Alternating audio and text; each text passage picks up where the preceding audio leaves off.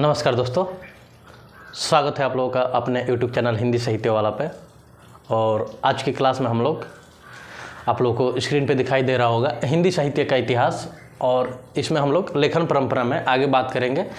जो पिछली क्लास में हम लोगों ने इस्तवार द ला लिटरेचर इन द हिंदुस्तानी और द मॉडर्न वर्नेकुलर बुक पे हम लोग बात किए थे। अब आगे हम लोग आज हिंदी साहित्य की लेखन परंपरा में जो हिंदी भाषा में लिखी गई थी, चूँकि हम लोग इस्तवार द ला जो गार्सा द तासी द्वारा लिखी गई थी वो तो फ्रेंच भाषा में थी, द मॉडर्न वर्नाकुलर अंग्रेजी में थी। लेकिन अब हम लोग आज जो बात करेंगे जिस पुस्तक की बात, जो हिंदी भाषा में सबसे पहली रचना हुई थी हिंदी भाषा में, हिंदी साहित्य का इतिहास जो कोशिश की गई थी, उस बुक के बारे में बात करेंगे कि वो कौन सी बुक थी। तो चलिए पहला, दूसरा और इस क्रम में हम लोग आगे देखेंगे। तो आइए सबसे देखते हैं कि हिंदी भाषा में वो कौन सी पुस्तक थी जो हिंदी साहित्य लेखन परंपरा में शुरुआत की गई थी। तो उस पुस्तक का नाम है दोस्तों भाषा काव्य संग्रह। उस पुस्तक का नाम है भाषा काव्य संग्रह। भाषा काव्य संग्रह। कुछ दोस्तों की शिकायत थी कि सर थोड़ा छोटा छोटा लिख रहे हैं, थोड़ा सा बड़ा कीजिए। तो ठीक है दोस्तों, चूँकि लेकिन हम जब लिखते हैं तो साथ साथ बोलते चलते हैं, तो आप लोग हमारे बोलने पे भी थोड़ा केयर कीजिए। और देखिए ये रहा भाषा काव्य संग्रह, जो हम लोगों की हिंदी भाषा में हिंदी साहित्य लेखन का कोशिश जो रचना हुई थी, पहला यही इस पुस्तक का नाम उस पुस्तक का नाम भाषा काव्य संग्रह है। ठीक, चलिए आइए हम लोग कुछ बातें इस किताब के बारे में जानने की कोशिश करेंगे कि इसके रचनाकार कौन थे। सबसे पहले रचनाकार कौन थे, तो श्री महेश दत्त शुक्ल थे। तो सबसे पहली बात इस पुस्तक से जानेंगे, उनका नाम है श्री महेश दत्त शुक्ल, जिन्होंने सबसे पहला हिंदी साहित्य का इतिहास हिंदी भाषा में लिखने की कोशिश की थी। और दूसरा लिख लीजिए, इस पुस्तक का भाषा हिंदी था। अभी क्लियर हो जाएगा दोस्तों। तो हिंदी भाषा में तो दो चीज़ें हो गई। हम लोग जब पहली बुक देखे तो वो फ्रेंच में थी, ये हिंदी में थी। तो अब कोई भी पूछेगा कि हिंदी भाषा में कौन सी, जो वो हिंदी भाषा की उस पुस्तक का नाम बताइए जो सबसे पहली पुस्तक थी और जो हिंदी साहित्य लेखन के लिए सबसे पहली पुस्तक लिखी गई थी। तो हिंदी भाषा काव्य संग्रह।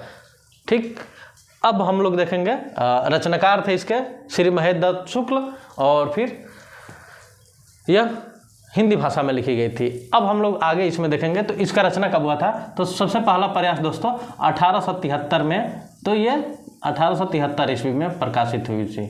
तो 1873 ईस्वी में प्रकाशित।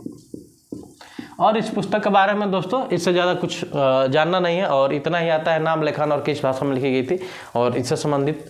और एक चीज़ और चाहे तो आप लोग लिख सकते हैं कि ये नवल किशोर प्रकाशन द्वारा, नवल किशोर प्रकाशन लखनऊ, जो लखनऊ में है, लखनऊ से थी, तो लखनऊ से प्रकाशित हुई थी दोस्तों। तो नवल किशोर प्रकाशन, नवल किशोर प्रकाशन, या दोस्तों प्रेस लिख लीजिए सबसे बढ़िया, नवल किशोर प्रेस लखनऊ से प्रकाशित हुआ था। तो इस पुस्तक के बारे में चार चीज़ें हम लोग जान लिए। पहले रचनाकार थे महेश दत्त शुक्ल। ये भाषा किस भाषा में लिखी गई थी, तो हिंदी भाषा में कब लिखी गई थी, तो 1873 में प्रकाशित हुई थी। और किस प्रेस से थी, तो नवल किशोर प्रेस लखनऊ से। तो दोस्तों ये रहे कुछ बिंदु, और ये हिंदी भाषा में लिखी हुई, आप लोग इसको नोट कर लीजिए ये भी, कि पहला पुस्तक, तो पहली रचना यहाँ लिख लीजिए हिंदी भाषा में, हिंदी भाषा की यहाँ नोट कर लीजिए आप लोग, हिंदी भाषा की पहली पुस्तक। तो आप लोग इसको पॉइंट नोट कर लीजिए, या तो इसको स्क्रीनशॉट ले लीजिए। और एक बार हम साथ साथ बोल रहे हैं कि हिंदी भाषा का काव्य संग्रह, हिंदी भाषा की पहली रचना हिंदी साहित्य के इतिहास में, और फिर रचनाकार महेश दत्त शुक्ल, भाषा इसकी हिंदी थी और नावल किशोर प्रेस से लखनऊ से प्रकाशित हुई थी 1873 में। चलिए हम लोग आगे देखेंगे अब दूसरी पुस्तक। तो आप लोग इसको नोट कर लिए तो हम मिटाते हैं, उसके बाद हम लोग दूसरी पुस्तक वो कौन सी थी जो हिंदी साहित्य के इतिहास लेखन परंपरा में लिखी गई थी। तो उस दूसरी पुस्तक का नाम था दोस्तों शिव सिंह सरोज। आप लोग नाम सुने होंगे इसका, शिव सिंह सरोज। यह पुस्तक थी दोस्तों शिव सिंह सरोज, जो हिंदी साहित्य इतिहास के लेखन की दूसरी पुस्तक थी हिंदी भाषा में। तो आइए सबसे पहले हम लोग इसके बारे में 2-4 पॉइंट जानेंगे। तो सबसे पहले यही हम लोग लिख लेते हैं कि इसकी भाषा हिंदी थी। तो भाषा हिंदी पहले ही नोट कर लीजिए, कन्फ्यूजन नहीं दूर हो जाए। हिंदी भाषा में भाषा इसकी हिंदी थी इस पुस्तक की। और ये दूसरी हिंदी पुस्तक थी, हिंदी रचना, दूसरी हिंदी में रचना थी दोस्तों, हिंदी में रचना हिंदी साहित्य के इतिहास लेखन में। ठीक, अब हम लोग बात करेंगे कि इसके रचनाकार कौन थे। तो इसके रचनाकार थे दोस्तों शिव सिंह सेंगर। तो आप लोग नाम सुने ही होंगे। इसके रचनाकार थे शिव सिंह सेंगर। और ये दोस्तों पुस्तक 1883 में प्रकाशित हुई थी। पहली पुस्तक अभी भाषा काव्य संग्रह से 10 साल बाद फिर दूसरी पुस्तक आती है हिंदी भाषा में, हिंदी साहित्य इतिहास लेखन की परंपरा में। तो ये 1883 में प्रकाशित हुई थी दोस्तों। तो 1883 में ये प्रकाशित हुई थी। अब आगे हम लोग बात करेंगे इस पुस्तक में। तो इस पुस्तक में शिव सिंह सेंगर ने 838 कवियों को लिया है। तो हम लोग नोट कर लेंगे यहाँ पे 838 कवि।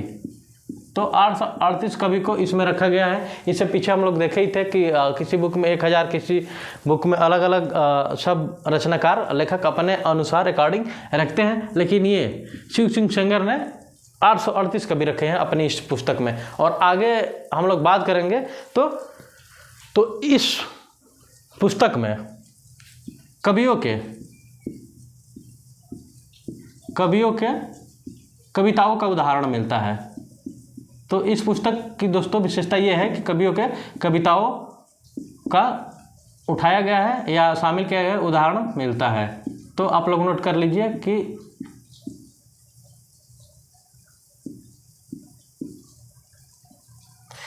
कि इस पुस्तक में कवियों के कविताओं का उदाहरण भी मिलता है। तो ये रहे दोस्तों जो दूसरी रचना थी हिंदी साहित्य इतिहास लेखन में जो कोशिश की गई थी या रची गई थी। तो देखिए उसका नाम था शिव सिंह सरोज पुस्तक का, और भाषा हिंदी थी उसकी, रचनाकार शिव सिंह सेंगर थे, और कवियों की कविताओं का उदाहरण मिलता है इस पुस्तक में।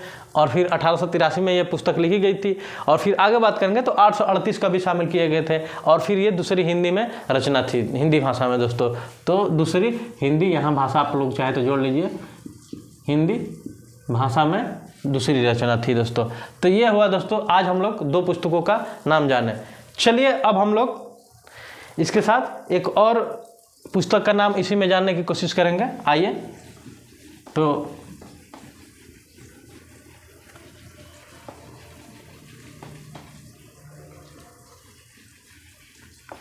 हिंदी इतिहास लेखन परंपरा में ही हम लोग आगे बात करेंगे मिश्र बंधु विनोद की। जैसा कि आप लोग सुने भी होंगे नाम उसका, मिश्र बंधु विनोद। तो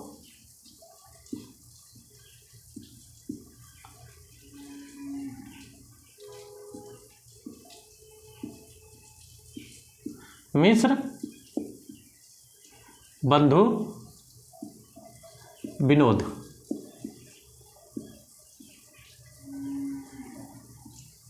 तो दोस्तों अगली कड़ी में ये पुस्तक थी हिंदी भाषा में। तो आइए हम लोग कुछ इससे भी महत्वपूर्ण बिंदु जानने की कोशिश करेंगे कि इससे संबंधित क्या क्या चीज़ें थी जो हम लोग को नोट्स बनाना चाहिए या जानना चाहिए। तो सबसे पहले ही बात हम लोग करेंगे कि मिश्र बंधु विनोद। दोस्तों एक आप बात लोग ध्यान दिए हैं, हमेशा लगभग जहाँ बात आती है तो वहाँ पे आती है कि मिस्र बंधुओं ने, लेकिन इसकी रचना जैसे देख लीजिए, हाँ हम ही लिख रहे हैं यहाँ पे कि इसकी रचना मिस्र बंधुओं ने की थी, मिस्र बंधुओं ने की थी। लेकिन मिस्र बंधुओं में कौन कौन से थे? मिस्र बंधुओं में 3 लोग थे दोस्तों। मिस्र बंधु मतलब होता ही है सगा साथी, मित्र, सहपाठी। लेकिन मिस्र बंधुओं में कौन कौन से वो लोग थे, तो आइए हम लोग उनको भी जानने की कोशिश करेंगे। तो नाम लोग नोट कर लीजिए आप लोग, यहाँ पे 3 लोग थे इसमें मिस्र बंधुओं में। सबसे पहले गणेश बिहारी मिश्र। अगला बात करेंगे हम लोग श्याम बिहारी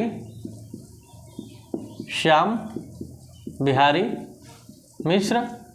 और फिर अगला कड़ी बात करेंगे तो वो सुखदेव बिहारी थे दोस्तों, तो सुखदेव बिहारी मिश्र। तो लिख लीजिए सुखदेव, सुख है दोस्तों, सुखदेव बिहारी मिश्र बंधुओं में ये 3 लोग थे। तो आप लोग आज के बाद आप लोगों का डाउट सारा समाप्त हो जाएगा। मिस्र बंधुओं में कौन कौन थे? तो गणेश बिहारी मिश्र, श्याम बिहारी मिश्र और सुखदेव बिहारी मिश्र। और मिस्र बंधु विनोद की रचना किसने की थी? तो मिस्र बंधुओं ने।